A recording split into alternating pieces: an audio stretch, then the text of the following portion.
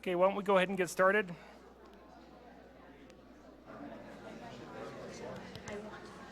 I almost called you yesterday for you. I ended up doing my own thing. Casey? Where are you going to be at? Which is this week or next? October. Oh, I think I have that on. Are we ready to get started?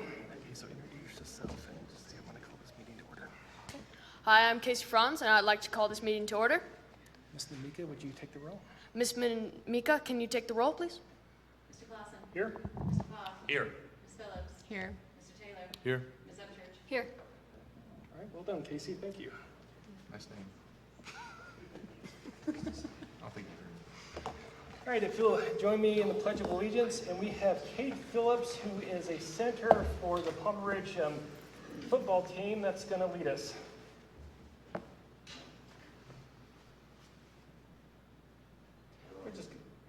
Anywhere you want. In the center. Pledge allegiance to the flag of the United States of America and to the republic for which it stands, one nation, under God, indivisible, with liberty and justice for all. Thank you.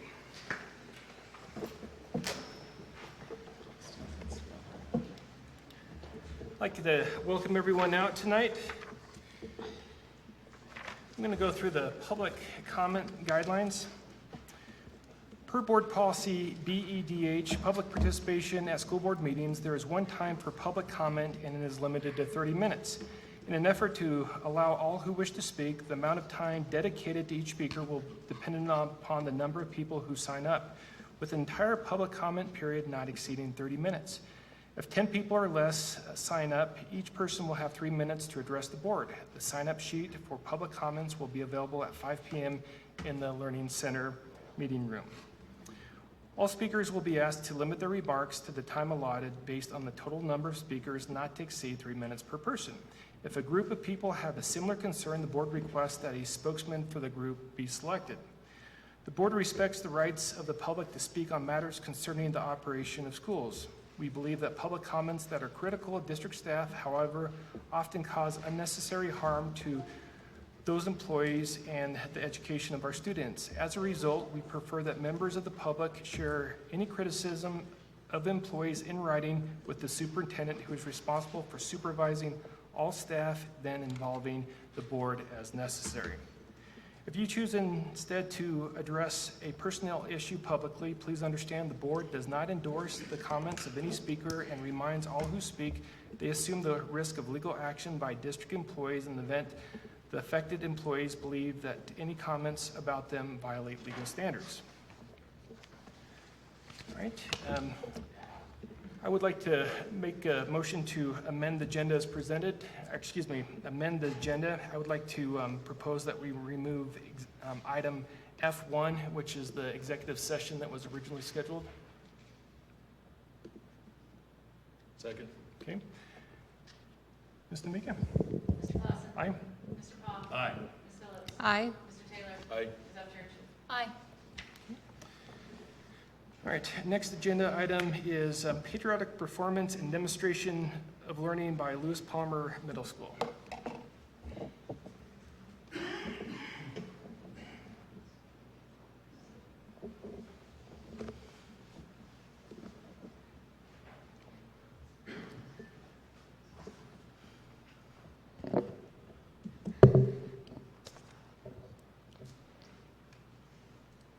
Hello, thank you board members, administration, and Dr. Summers for inviting Ms. Voisey's language arts class to this meeting. My name is Janet Patrick, and I would like to invite you to rise and stand at respectful, silent attention for the playing of our national anthem.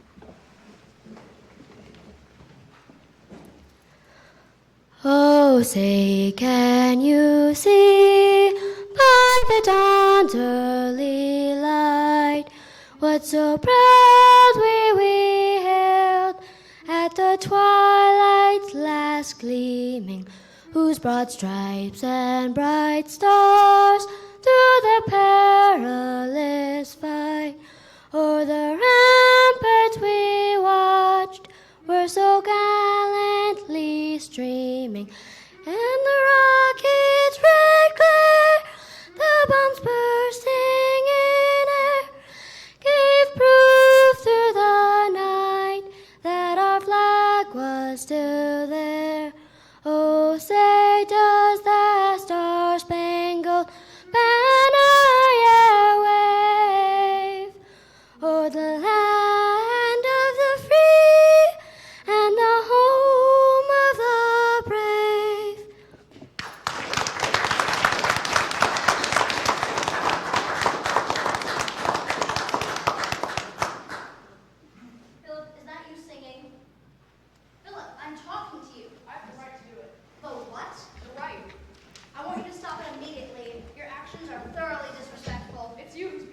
disrespectful. Philip! I was being patriotic, that's all. It's a free country. You have no right to stop me. I was just singing to myself. Philip Malloy, you will leave this room immediately. Report to the principal's office. You can't keep me from being patriotic. Leave. I'm going. Hello, my name is Casey Franz, and I'm in 8th grade language arts class with Ms. Voisey. The scenario which was just performed is a scene from the book Nothing But the Truth by Ave, which we are reading in class. In this book, the main character, 14-year-old Philip Malloy, is prevented from joining track team due to a failing grade in his English class. The teacher, Ms. Narwin, who is also his homeroom teacher, is a strict but caring teacher who tries to go out of her way to connect with Philip. But he refuses to settle a conflict with her, so he tries to get removed from her class. While the national anthem is played during the morning announcements, students are instructed to rise and stand at respectful, silent attention for the playing of the national anthem. Philip begins to hum and sing, and Miss Narwin sends him to the office for causing a disruption. Philip tells his parents, yet he is not completely honest about the infraction. They believed he should stand up for himself. This is what causes him to talk back to Miss Narwin and get in trouble again and again. He talks to a reporter about his suspension and how it is a stupid rule. Finally, when Philip gets the attention he has been wanting, he's not sure if he wants it.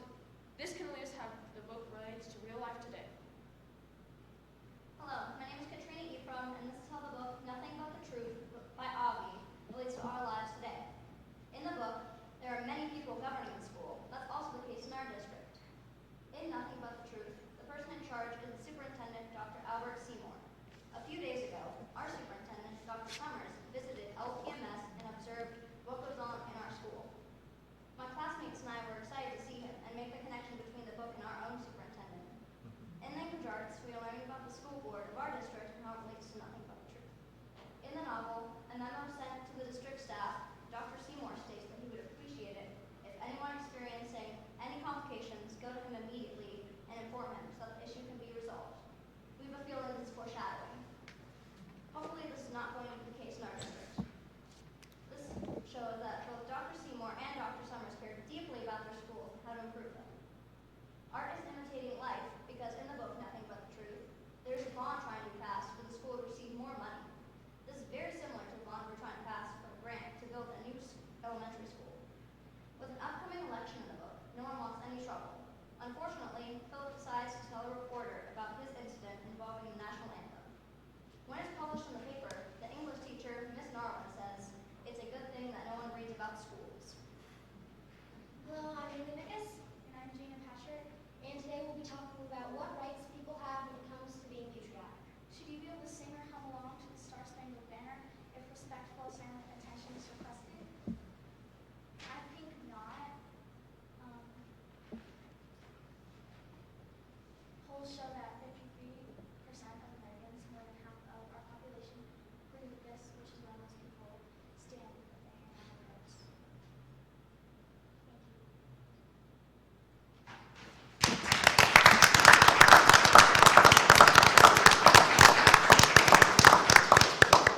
And Casey, Katrina, Jana, and Maylee so much for doing this. Mr. O'Connor asked if I would present at the board, and I picked these 4 students, and they have come in all week working at lunch to prepare what to say at this. They wrote their own little spots.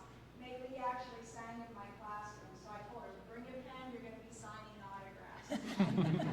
What a voice. And 2 of the students, Jana and Maylee, are both brand new to our district, so I'm really giving them credit for just jumping right in and taking over. Alexi Seaborn, I like to start with this book every year because it does talk about patriotism, and it's an excellent book to talk about the elements of literature. There is an intriguing climax that they haven't come to yet in the book, which will be fun when we get there. And it's also a super segue because every year we do the Veterans Patriot Pride contest, and this year's theme is what makes America great. So what a great way to read it. So thank you, Mr. O'Connor, for having us down here tonight.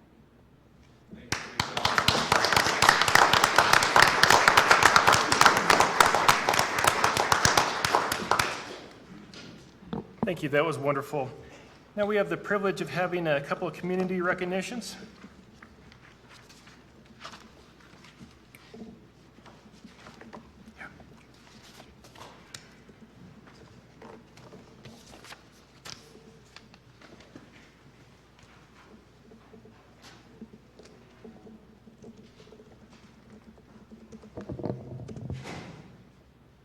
I'd like Miss Bonnie Sands to please come join me here at the mic. And Bonnie will just stand here for a moment while I read a blurb. So Bonnie is here representing the Palmer Lake Art Group, which began in 1963. It is the longest-running art organization in El Paso County, made up of artists who put together art shows around the community. In 1977, proceeds from sales became devoted to art scholarships for students pursuing a career in art. High school seniors from both Lewis Palmer and Palmer Ridge High Schools who meet the criteria compete against each other for an art scholarship. The winner's prize money is applied directly to the college he or she will attend. Through the sale of artists' work and specific shows, the Palmer Lake Art Group is able to give out several $1,000s each year, and to date that amounts to nearly $100,000 in scholarships to our students. And as I mentioned, Ms. Bonnie Sands is the vice president of Palmer Lake Art Group and a retired D38 art teacher. And so we are happy to present her with a certificate of appreciation and a challenge coin as well for D38 by Mr. Clausen and myself. Oh, awesome. Thank you so much.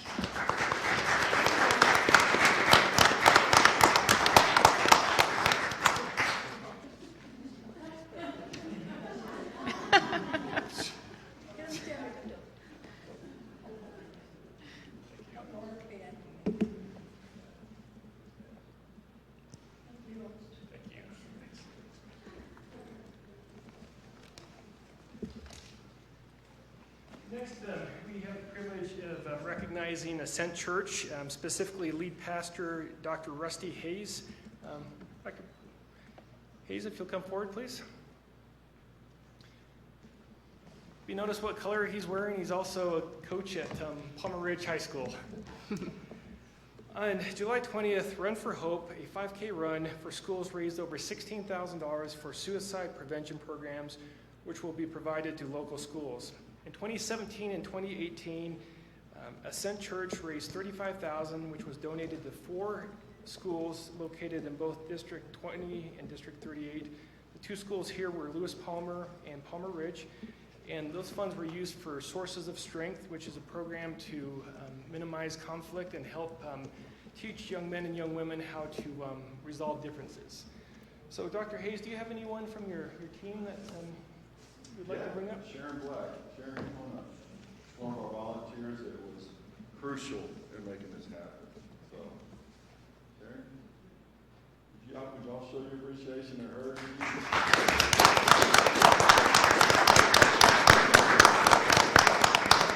So Dr. Hayes, we have a certificate of appreciation on behalf of District 38, and then we also have a challenge coin.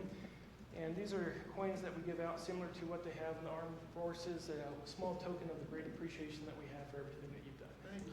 All right. Thank you very much. And can we take a picture with you? Yeah. All right.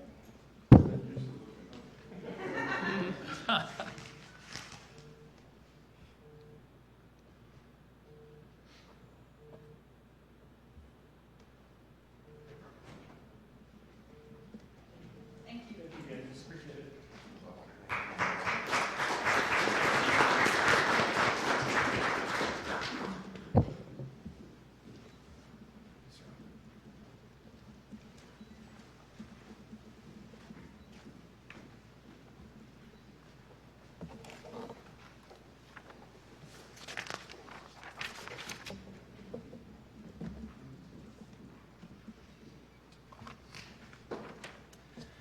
Okay, now we'll have public comments.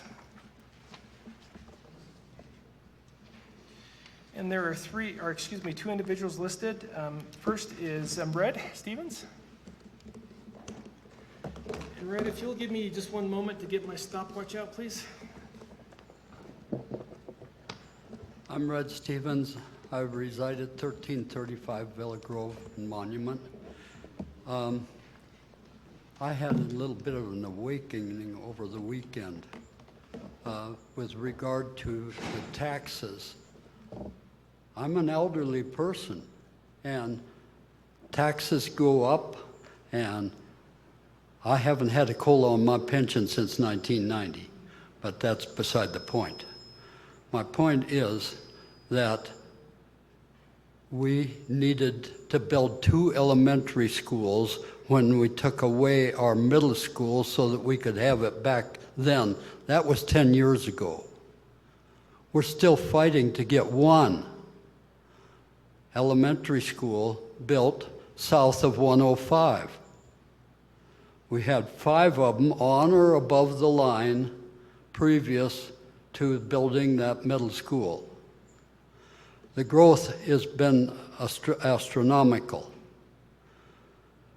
And I still see a need for 2 to replace a school that's got 10,000 elementary students in it. We're building one with 650. I think we're shortcoming our students. My other thing is, with regard to the taxes, our taxes in this community are going to go like this, for the reason that I live in a community that has very little turnover. 3 weeks ago, 3 of our properties went up for sale. 2 of those were sold to people moving south from Castle Rock, let up the ante of the asking price by at least 10% or more. And if they keep coming down here, the same thing's going to happen. I bought a home in in Littleton in 1967. I paid $20,500 for it. In 1990, I sold that home for $108,000. 3 years ago, it sold for $320,000, and it went under, and a remodeler come in and put a counter in between the kitchen and the dining area, and it sold for $420,000. We can only look to see this stuff coming at us. We need to build our schools while we can afford to build them. That's my comment.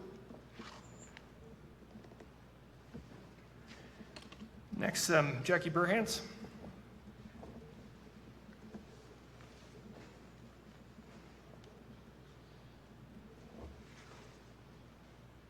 Still short.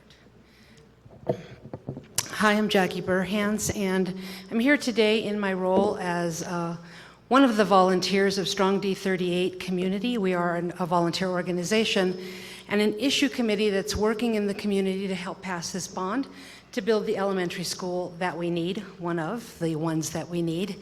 And I wanted to thank the board for your 5-0 vote on the bond language last time, and for the support that you've shown the town halls that you're starting and so forth. This is a major effort. We really need to get out there and communicate with everybody and talk to everybody. As I tell people, you tell 10 friends and they tell 10 friends, and if we get 10 times as many people to vote yes, we may pass this thing. And so I would really like to ask people to do that. Talk to your neighbors, tell them why it's important to you, why we need another school. If you've got a kid in the school, if you own property in the area and it's important to you, please tell them. I would also like to see everybody, board members, community members alike, make a donation to Strong D38. We're volunteers, we're not wealthy, we need to print signs and flyers and whatnot. Go to strongd38.com/donate. Any amount will help, $1, $5, $10. Jump on our mailing list and we'll let you know when the yard signs are available. We need all hands on deck to get this done. I think a lot of people were surprised it didn't pass last time. Don't be surprised, help it pass this time. Thanks. Thank you. And to backtrack a little bit, I neglected to read the following. To review this meeting's presentation documents, please access Board Docs.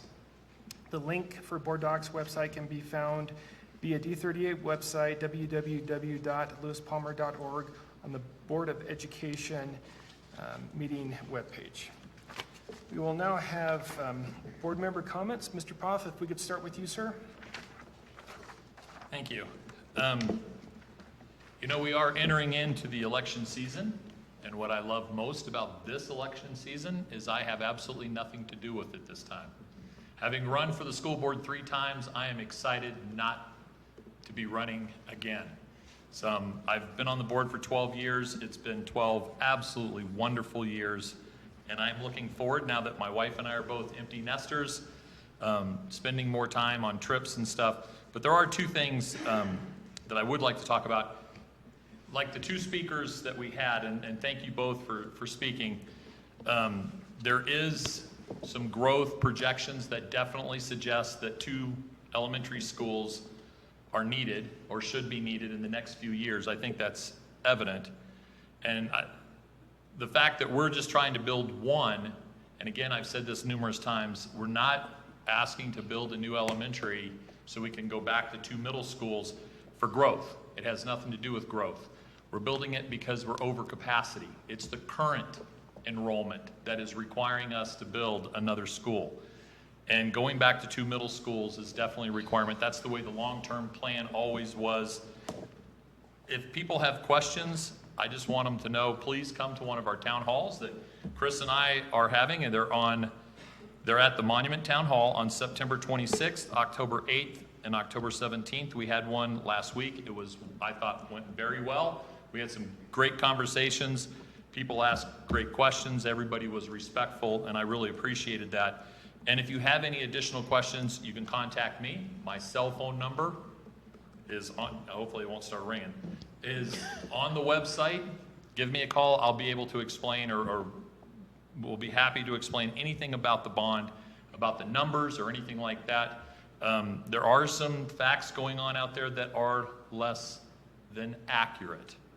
And so I would love to have the opportunity to explain exactly how the bond would work. Another one is during, just last week, I was asked on social media about 6th graders in the elementary. I did a podcast with Sean O'Connor, which I was very appreciative that he came over and did this podcast with me, that you can go out on the internet and listen to. And he talked about the 6th graders in the middle school and how that's where they used to be and how it's a lot more productive and things. So please go listen to that podcast. But then it was asked, would Mr. O'Connor be willing to meet with parents of kids that are in the elementary to just answer questions about 6th graders in the middle school? So I was asked to set that up, which I did. I just put it out on social media before I came here. There's a meeting on October 10th at Lewis Palmer Middle School. It's going to start at 6:15.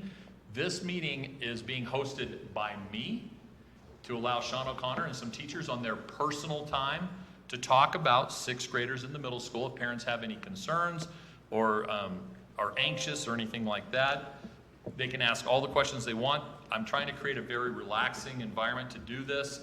So it is just for parents of kids within one of our elementaries. This is not a public meeting for anyone to come. This is for parents so they can ask Mr. O'Connor and teachers about 6th graders in the middle school. If you have any questions about that or anything else, always feel free to contact me. And that's it. Thank you.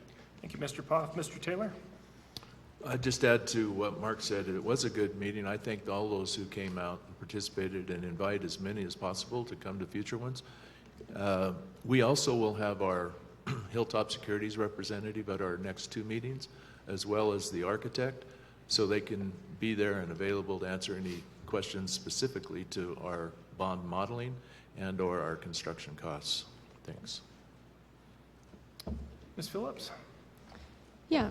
I have a couple things to talk about, simply because I've been seeing various things around the district. So in terms of doing what's best for our kids, I wanted to say that I feel really good that we're moving forward prudently and stepwise and in a deliberate decision-making process and have arrived at the 2019 bond. The current bond is not simply a product or outcome of the 2018 failed bond.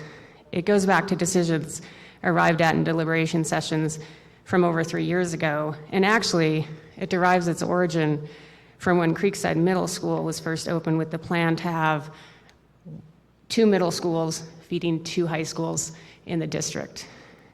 So I just wanted to clarify that. And furthermore, we are implementing and applying some of the long-range planning that dates back to before 2008. Also, within the framework of doing what's best for our kids, I wanted to mention that I was recently at the September SO Coalition meeting The SEW Coalition, spelled S-E-W, stands for Social Emotional Wellness. It is a coalition group that began, I believe, last February. There are many different people and entities gathering together once a month in order to brainstorm as to how best to serve our kids with regard to social emotional support. I think I just wanted to update the other board members, since I was there, that they have now broken into effective work groups. They're working on goal setting, and from that they're going to be working on some strategic actions. So I'm glad to update you each month as I'm at those meetings.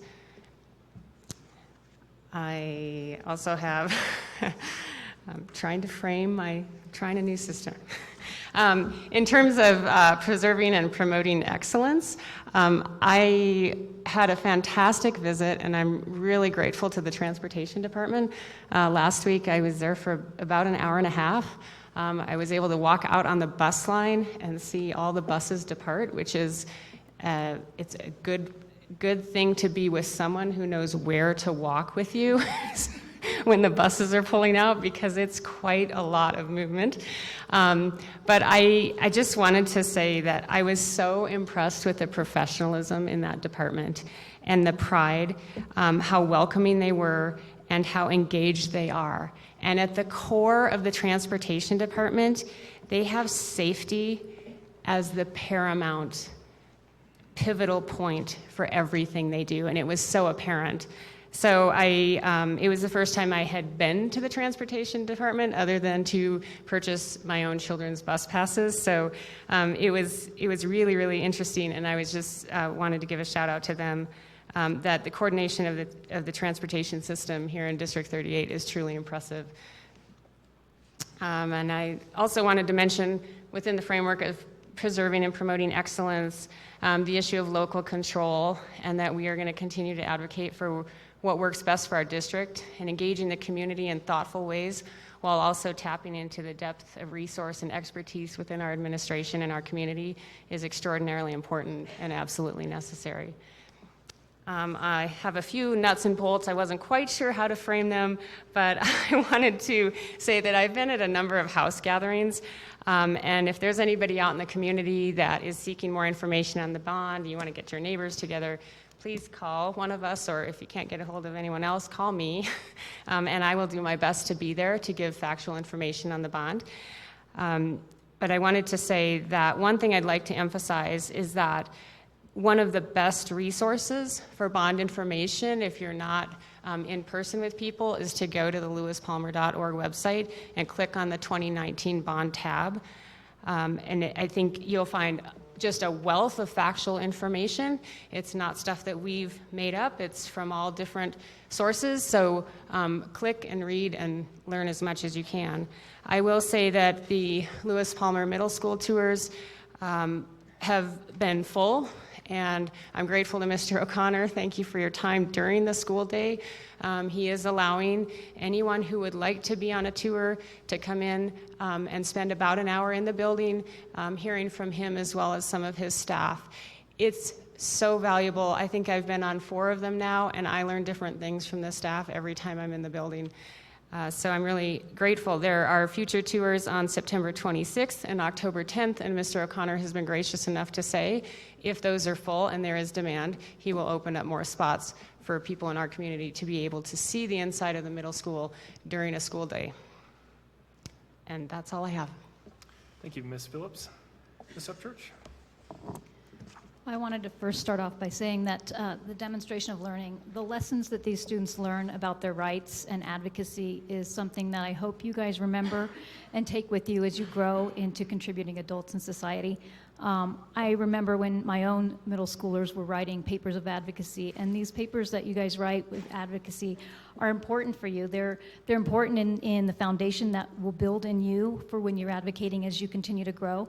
And some of the advocacy letters have been from water fountains to shorter lunches. They're all over the gambit, and some of those advocacy letters have even been put into action in our schools. So congratulations, and it's also a testament that who our students are. And so a lot of our middle school students have come to me personally when I visited the school and talked to them, and they talk about how they love their teachers and they love the learning. And they actually have asked me as a board member, what can they do to help share with our community how crowded they are in their buildings? What role can they play as students? So our students are definitely cued in, and even in the middle school, it's pretty cool to see. I had lunch with all of our new middle school students last week, and with over 70 new students to welcome into our community, one of the most impactful moments was when the students entered the room, they wrote on a board where they were from. And our students have come to us from as far away as Taipei to as close to being transferred over to the middle school from MA's middle school. And I'm really excited to see all the culture and backgrounds. It really is a reminder of how diverse our community is. So I thought that was pretty cool. As stated last month, the state approved funding for us for 60 CPP, which is, in case anybody's not familiar, that's the Colorado Preschool Program. So we've been approved for 60 slots. And this is for those students whose families are in need of assistance. And last year we were approved for 45 slots. This year we have 60 slots we're approved for. And so far, of the families that have applied, 51 have qualified, and we still have 9 more openings to fill, and those slots must be filled by the October count. I also want to remind everybody that that's not IEP students. We are required to hold preschool space for children that are currently receiving special education services through Child Find that are not yet 3 years old, but that will be turning 3 years old during the school year, whether it be in October or whether it be in January or March. Once those students are age 3, they're eligible for preschool, and we have to hold those slots for them. Finally, I want to say that while I was at our 4 back-to-school nights, the feedback and reception from parents and staff was overall really positive and warm. And I think that the majority of the parents and staff in our community do understand that the issues we are facing as we grow, and they're eager to explore the facts for themselves. And they're excited for our future, and they recognize that we as a district are working hard to ensure that our students are our priority and that we're listening and collaborating with our community as we navigate funding and growth. And I think Mr. Taylor and Mr. Poff, you guys did a great job at that first town hall, sharing facts and listening and engaging with our stakeholders in our community. And I'm looking forward to the other town halls. I will also be talking to our community prior to our DAC meeting, our District Accountability and Advisory Committee meeting on October 8th as well. So anybody who's on DAC or wants to come and listen and can't be at a town hall, there's another opportunity as well. And that's all I have, sir. Thank you, Ms. Phillips. I'd like to thank my fellow board. I'm sorry? Did I say Miss? You called her Miss Phillips. I'm sorry, Miss VP, Miss Upchurch. I want to thank you all for being here this evening and appreciate your support of this district and the great things that you do. Also want to thank my fellow school board members. One common thread, and I'm sure you all picked up on this as they were talking about this bond, is to inform. Not to persuade, but to inform. And that's the purpose that we have, is to inform you as community members, stakeholders, to make an educated decision. So with that being said, there's plenty of opportunities to go to town hall meetings, as Ms. Upchurch alluded to. There's also, actually Ms. Phillips made reference to the District 38 Board of Education, where it provides information regarding the bond. So, review that information. If you have questions, please feel free to contact one of the board members. Once again, our primary goal is to educate so you all can make an educated decision. Also want to thank everyone that we had from Lewis Palmer Middle School. I've had the privilege of being in that school, I think, 4 times in the last 2 weeks. I love interacting with middle school students. Matter of fact, I take my daughter every morning to LP Middle School, then I drop my freshman off at Palmer Ridge. So I get to appreciate the traffic and the patience of many parents as they are making those rounds as well. And then lastly, I had the privilege of attending 5 back-to-school nights, and I enjoy engaging in the community, and I especially enjoy hearing when you have questions and concerns, because that's kind of how we understand how we're doing as a district and more specifically as a board. So if there are questions or concerns that arise, please contact us. I also want to thank those that shared their comments tonight during the public comment portion of our meeting. It's also another opportunity for us to learn as board members. And that is all I have. Casey, we'll turn it over to you. Thank you. Well, we are in our 5th week of a fantastic start of the 2019-20 school year. I want to just acknowledge and recognize all the fantastic efforts from all of our staff. We have several administrators in the crowd tonight. Mrs. Voisey, that was a wonderful demonstration of learning, and students. Thank you for continuing to inspire me. It's awesome. One of the perks of this job, and probably the best thing, is to come around and visit and to see you all learning and engaged in real-world experiences that are preparing you for a successful future. This is day 78 for me, as Mr. Taylor likes to remind me, on track. So I want to just take a moment and let you know where things are at in relationship to the entry plan. Over the past few weeks, having enjoyed the opportunity to be at multiple back-to-school nights, I have also had the privilege of being in multiple staff engagement sessions. So far, I've been with the Bear Creek staff, Kilmer, Lewis Palmer Middle School, Lewis Palmer Elementary School, Prairie Winds, and Lewis Palmer High School, with still Palmer Lake and Palmer Ridge to go. This is affording me an opportunity for dialogue and input from our staff members, which I am eager to synthesize and organize for the board as well as for our entire community in relationship to our values, the points of pride that we hold true to in D38, as well as acknowledging room for improvement. Among the many challenges that we're experiencing, it's really good to hear our staff voices and make sure that we are tending closely to those. So I'm also very much trying to stay engaged with the community in multiple ways. We have had the privilege of presenting to the Town and Monument Council, Town of Palmer Lake, Woodmore Improvement Association, Kiwanis is up to bat here soon, the YMCA Advisory Board, our Business Advisory Council, and then several other more informal opportunities. And I am open, for the record, to engage with any individual or group to the best of my ability at any time. I appreciate your understanding with my schedule. It is quite full. In fact, my assistant asked me the other day, how are you doing all this? And I told her that's the only way I know how to do this. So thank you for keeping me sane, though, Vicki. Appreciate that. Also would like to take an opportunity, and we are not going to be presenting this formally tonight, but I want to formally acknowledge and applaud the outstanding efforts of our students, our teachers, support staff, and our families for once again earning the strongest rating for district academic performance and growth, which is the Accredited with Distinction school performance framework that CDE recognizes every year. This is the 9th consecutive year, so ever since the inception of this award, our district has had the distinction of earning the highest level of accreditation rating with distinction.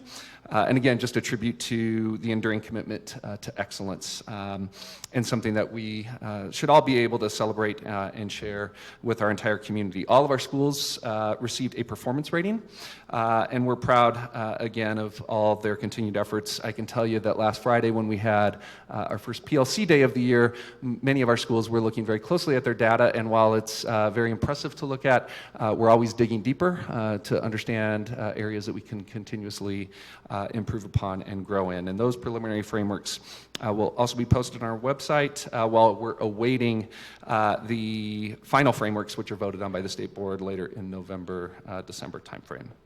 And I believe that's, one more note. I'd be remiss if I didn't say that it is Palmer Ridge's homecoming week. So we're very excited for Palmer Ridge's series of events this week. So we hope to see you out there. Thank you, Dr. Summers. I neglected to acknowledge all the administrators seated to the left of me. You know, this is part of our team, and you often don't hear from them, but you know, in addition to Casey Summers, you know, they're the ones that kind of manage and make sure everything works smoothly in the district. So can we give them a round of applause?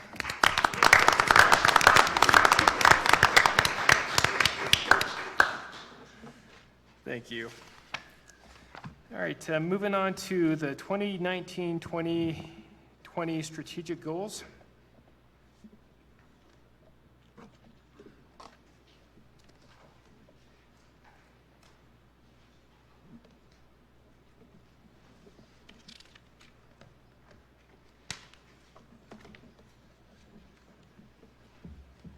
I'll be more than happy to make a motion to approve the 2019-2020 strategic goals as presented by Dr. Summers. Can we just, for those that are here, can we just put them on the screen real quick so everyone can see what we're looking at? Is that possible?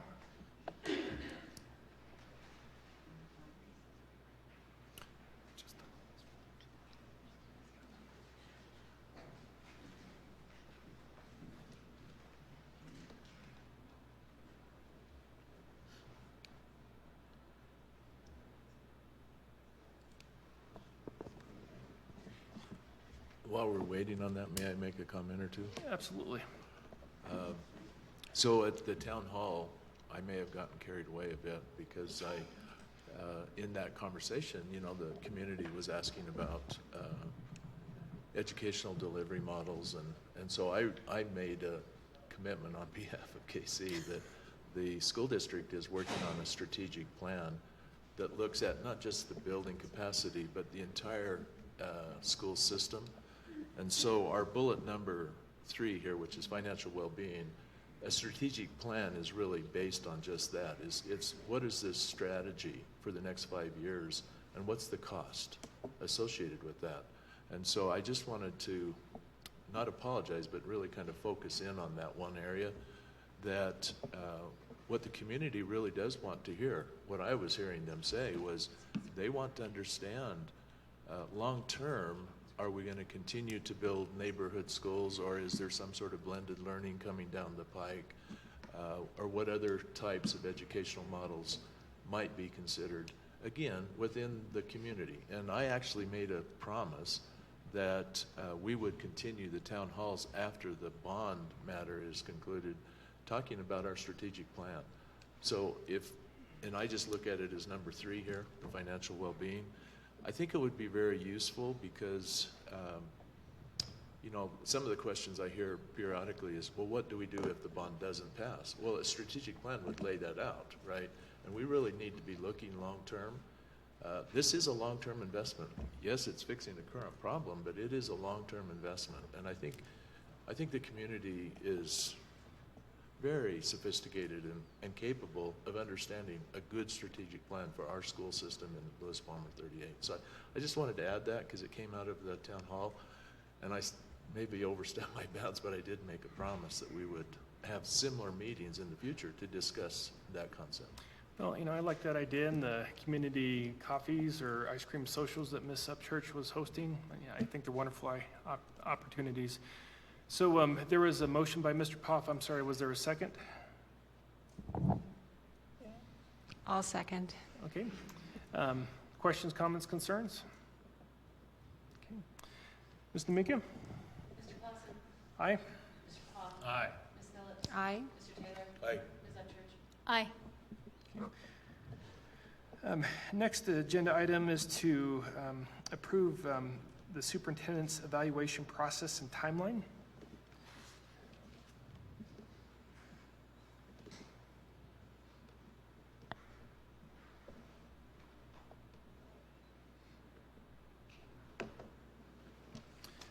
All right, I'll make a motion to approve the 2019-2020 superintendent evaluation process and timeline as presented. Second. Okay. Questions, comments, concerns? I'm just going to make a quick comment that, so where this and the strategic goals have come from, this discussion, just to catch anybody who's up to speed who's not, this has been an ongoing discussion through work sessions, through our board retreat. So we've come to this process, and I think it's been a very open and collaborative process in going through this, and I appreciate the facilitation in doing that.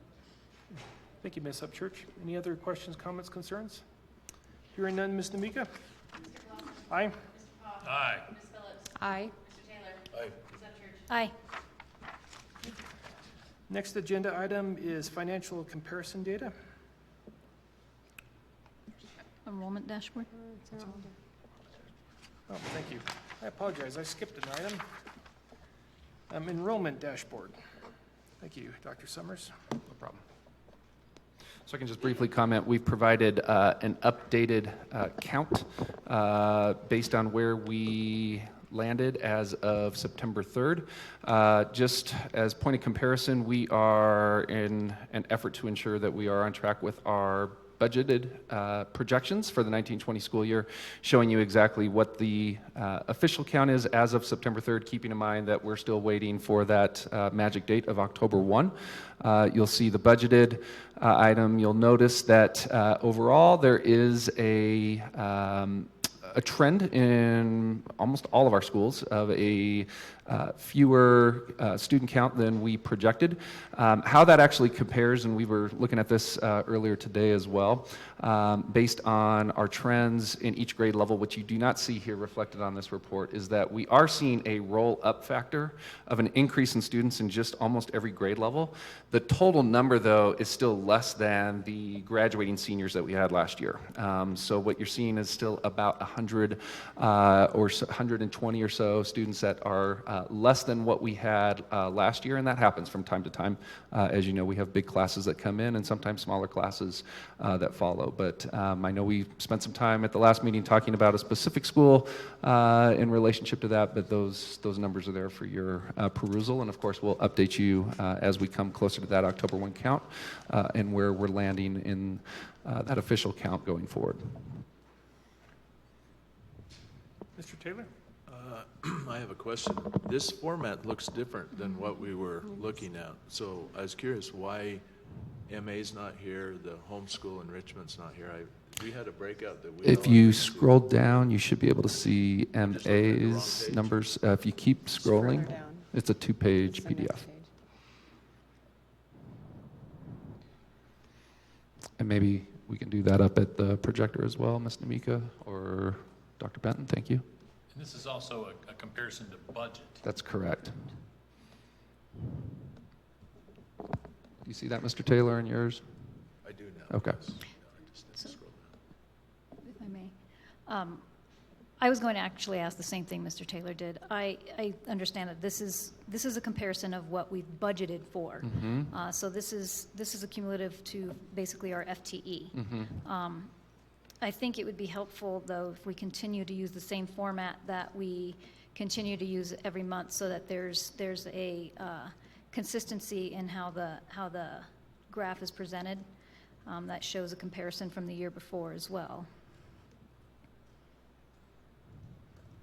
We're happy to provide that. I'm just going into last meeting to make sure that this was not the same. I believe it was the same way we had initially prepared it, but I will double check that, and we obviously want to make sure consistency is Dr. in place Summers, there. we spent a lot of time last year with Tim Taylor and Bob trying to get a format, and we Okay. put the history out there for like 10 years. Sure. And I was hopeful that we could just use that same format, because that's the one we grew accustomed to. Okay. And it just lays it out, and that consistency of how we see it would be helpful. We're happy to That's do what that. we're saying.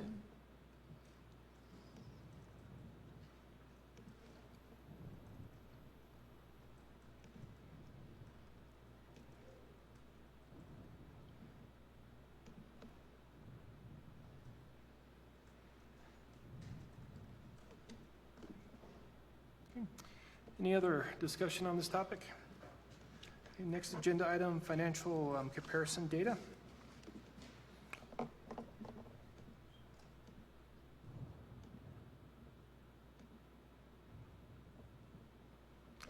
Any questions, comments, concerns about these items? So I was looking at these and comparing and contrasting to the report that the CDE has put out there. They're planning on, so theirs is about a year behind. If I recall, they're going to try and eventually streamline it so that it's current, right? That's what you get for being in the hot seat. They're going to eventually, if I understand, the CDE is trying to get it so that it's current and up to date with each year. Is that correct, or do you know? That's an interesting point. I have not heard of CDE being able to provide that level of updated accuracy. Okay. I do know that we shifted our format to align with the CDE's reporting format, but for them to have that real-time comparison would be, I think, outside of their ability to do so. So I'm curious if that was something that CDE reported to you in some form, Ms. Upchurch, or? No, it's possible that I just misunderstood. And that's not a problem. There's a lot of information I know that we can provide. So I think the consistency piece, going back to the same way that we're talking about this from an enrollment perspective, is what we would want to ensure is taking place with our financial reports as well.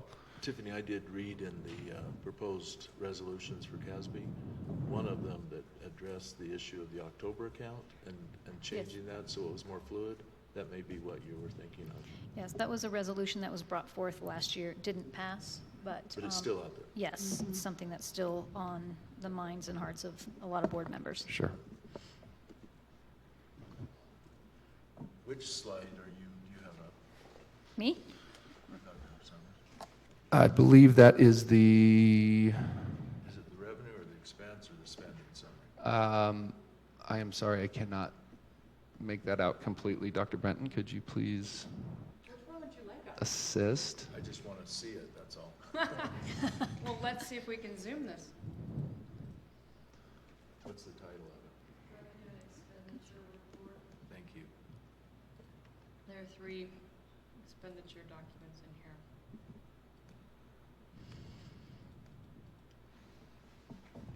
Yeah, that's what I was looking at. What would you like to see?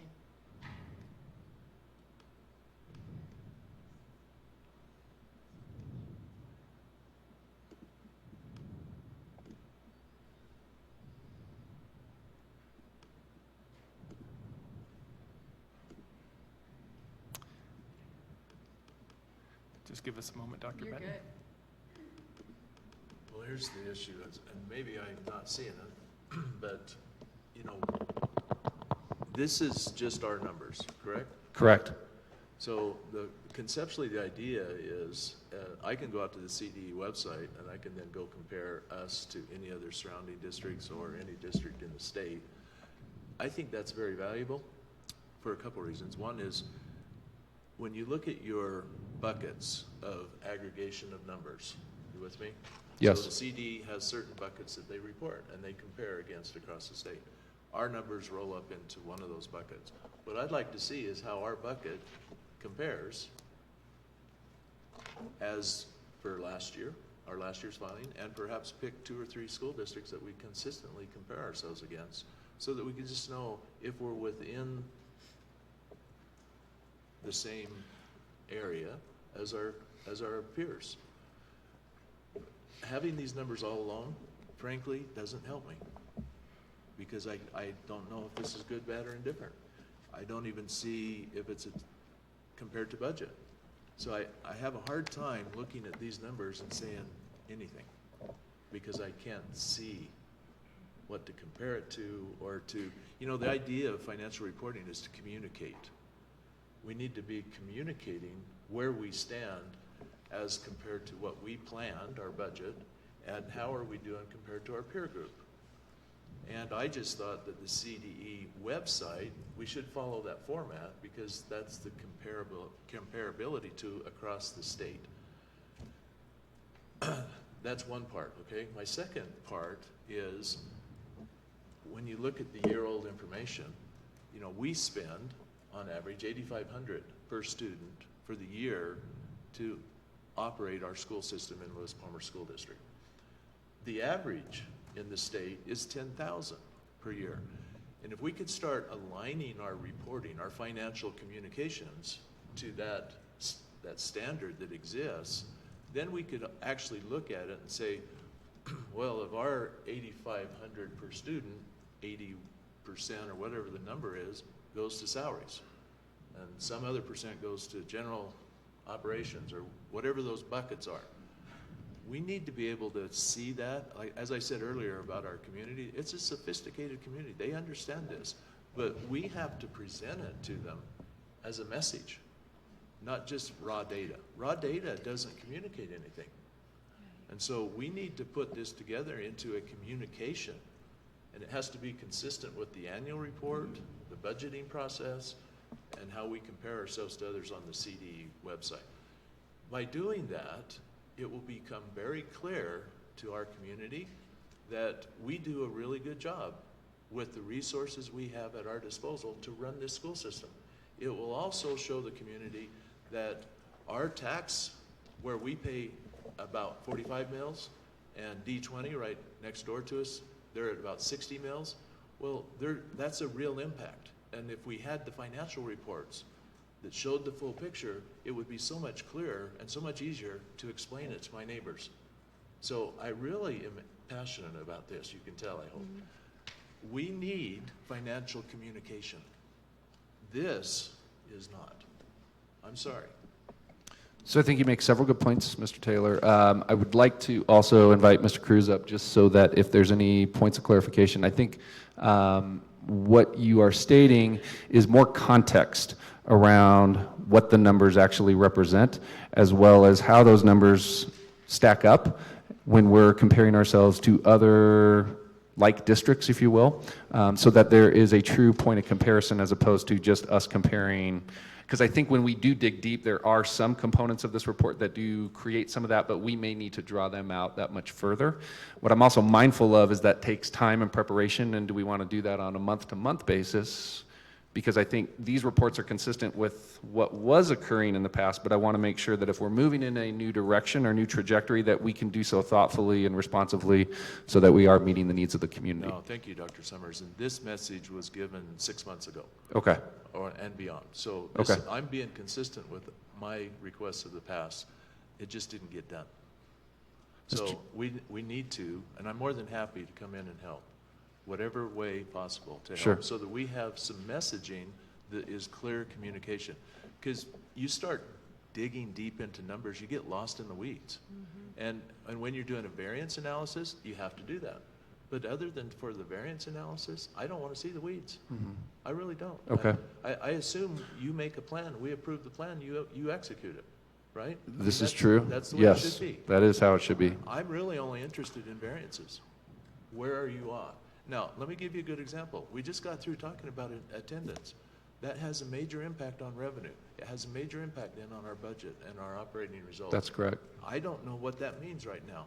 I think that tonight would have been awesome. We have the attendance update. We see where our shortfall in revenue is. In fact, it should be quantified. Now, I know you can't get there till October 1, but you can Correct. estimate it. And then you say, well, what is that going to do to our budget? How do we address it? Because we're committed to a balanced budget. Where are we going to cut costs? This is the kind of interaction I'd like to see. Can do that. Any other questions that you have right now, Mr. Cruz? No, I'd like to get with you, Mr. Taylor, and work on that. Thank you. Do you need any other updates on as far as count goes, or, you know? Just, we need it within a framework of communication that is consistent. And again, I will repeat this. I asked for this before, and we got a commitment that it would happen, but it didn't happen. I was told that some software, I can't remember the name of the software off the top of my head, cost too much, or we were too small of a district to use it, that would have aligned us with the CDE framework. And I don't know more than that, but I would I would love to come spend some time with you and the team to understand what we can do so that when we have these meetings that we don't just look at raw data. We really look at it and understand what's the impact of this data? What does it mean? And that attendance count has Or a enrollment. very... I just want to make sure we're consistent. The enrollment count. The enrollment count. Yes. Yeah, I'm sorry. Attendance. Those who should have been there, right? That it drives our revenue, which has a direct impact here. But I don't see anything here that's telling us what does it mean. And we need to be seeing those things. And I'm more than happy to spend whatever time necessary to help. And the idea, and I asked the question a year ago, wouldn't it be easier if we just had one reporting format? The annual report to CDE, the annual budgeting process, all of the reports. I said, why can't we just have this one format? I think you all remember that. And I was told, yeah, that would be easier for us. So I just want to see us implement that. We appreciate you bringing that forward again. And with that being said, obviously, Mr. Cruz and Dr. Summers are getting up to speed, so we understand this is probably the first time that you've heard this. To this extent, yes. So the other thing is we have time before our October regular meeting that I think we can produce an update at that time that is more reflective of what I know is not just your ask. I think it's beyond that, and it's also making sure that we're making that connection to the broader community.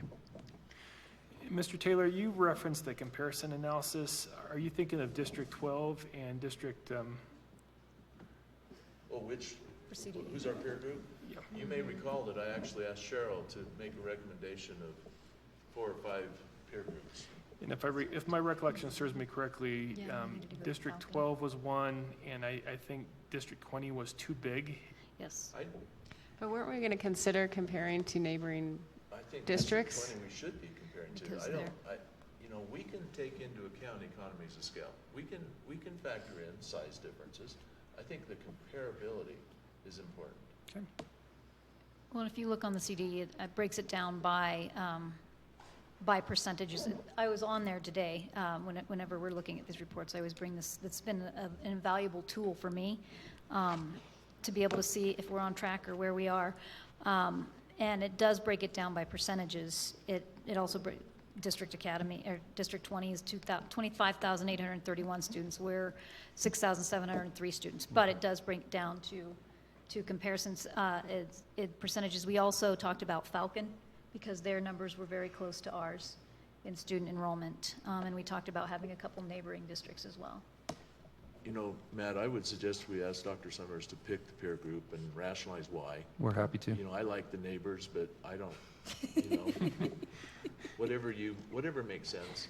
Because there may be another school district in the state that's a lot like us, but up north, or it doesn't matter, you know, west. It doesn't really matter. But if there's one that you want to compare to for whatever reasons, I think you should select them.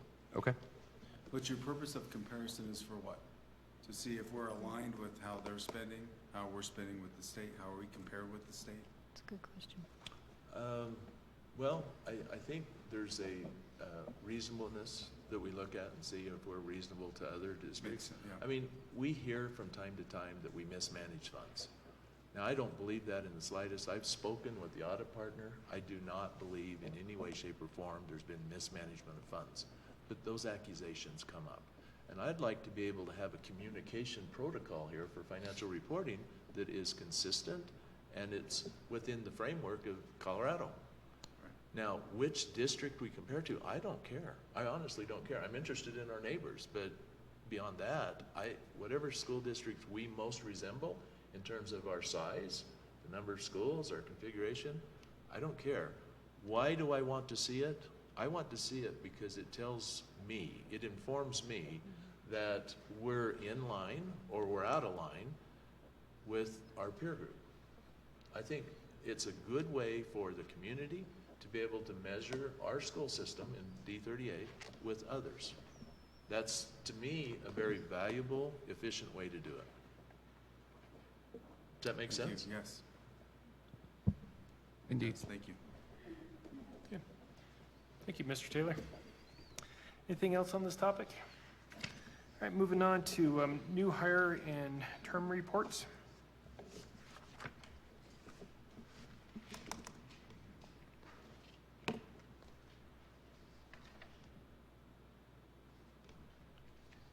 It's been busy. Should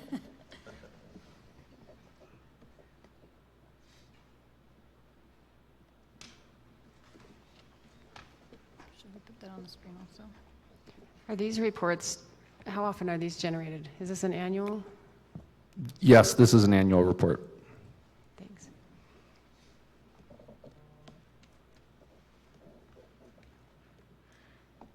And Kathy, would you mind, we'll pause for a second. Would you mind putting these up on the screen, at least the first one?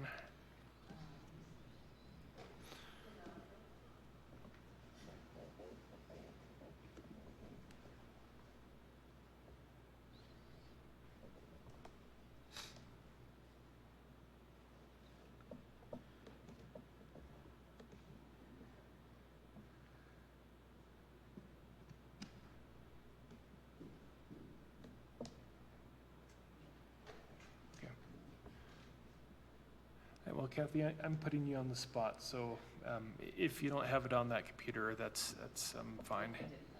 Okay. Well, once again, I'm putting you on the spot, so that's my issue, not yours. All right. Any questions, comments, concerns regarding these two reports?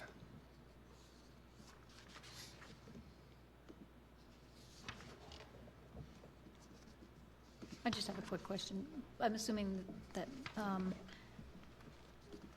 do we, when I see why reasons for leaving, I assume we specifically, based on this response, that we ask folks why they're moving on, or do they voluntarily share? Gotcha. You know, when I saw some of these numbers, I thought they were a little high, but I think our district has a close to 88% retention rate, which is pretty impressive for school districts.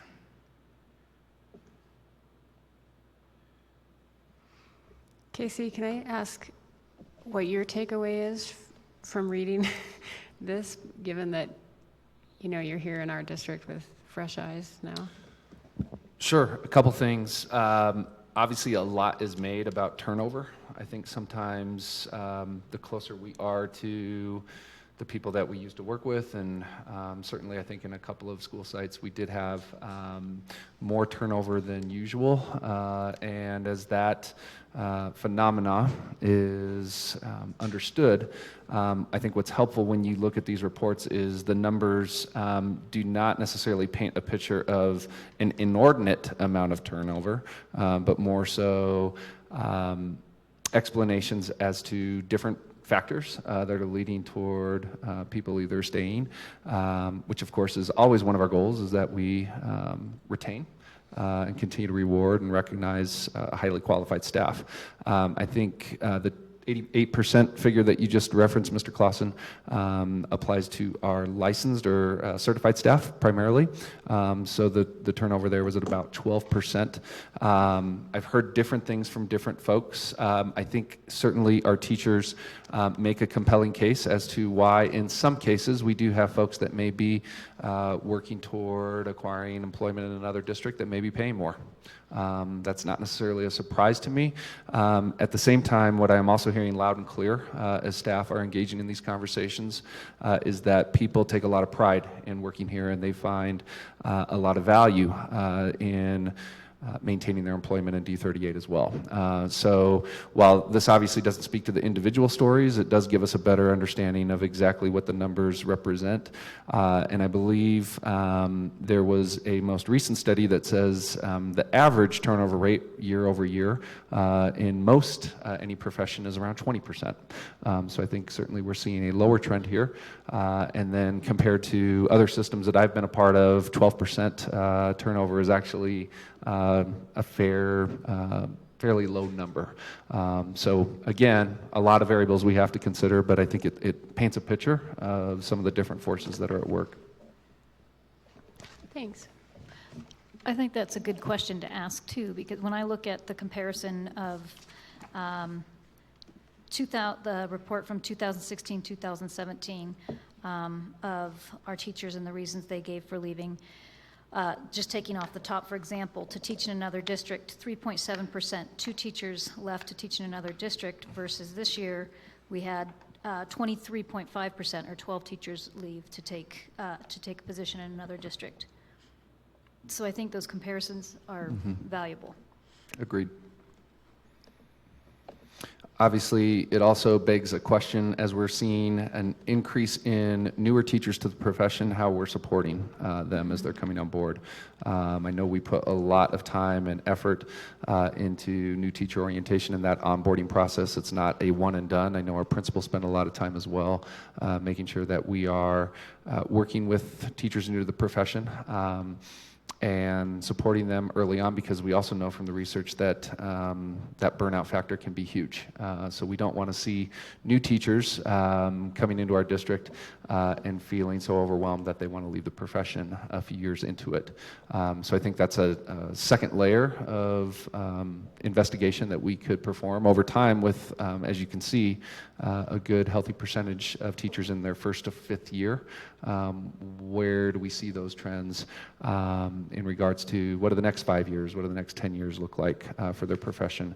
How are we creating mentoring opportunities, professional development, strategic supports, again, that are making sure that we're attentive to those specific needs, and then also what does that look like for our support staff? But I can tell you that is a culture of supporting our own that we're fully committed to, and we're spending a lot of time right now at the cabinet level, making sure that that's a priority that we continue to address. It's also one of my goals that you'll continue to hear more about as we go forward.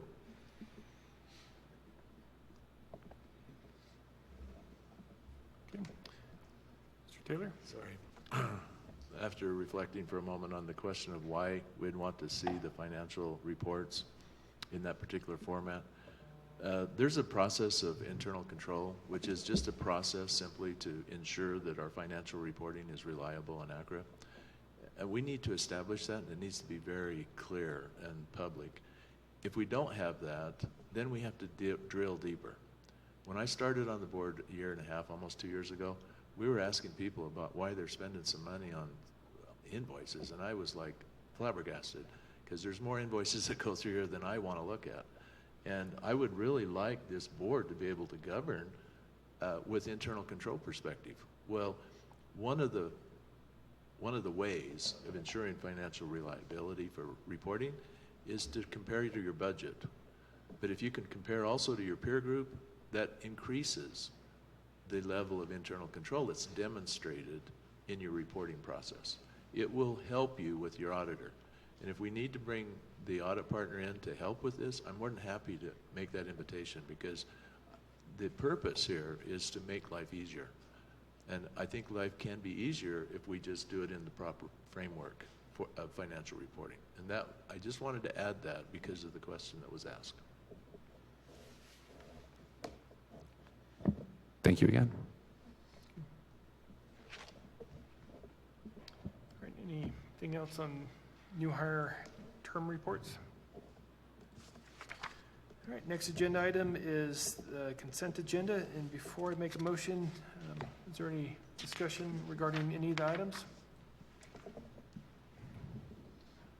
Okay, I'd like to make a motion to adopt the consent agenda as presented. Second. Okay, questions, comments, concerns? All right, hearing none. Ms. Namika? Mr. Clausen? Aye. Mr. Powell? Aye. Ms. Aye. Mr. Taylor? Aye. Ms. Upchurch? Aye. All right, before I make a motion to adjourn, is there anything else any other business that we need to conduct tonight? Any follow-up comments? Already did. I'll make a follow-up comment. Just remind everybody to be safe during homecoming season. Thank you, Ms. Upchurch. All right, I'd like to make a motion to adjourn. Second. Questions, comments, concerns? Just joking. Ms. Namika? Mr. Clausen? Aye. Mr. Powell? Aye. Ms. Phillips? Aye. Mr. Taylor? Aye. Ms. Upchurch? Aye.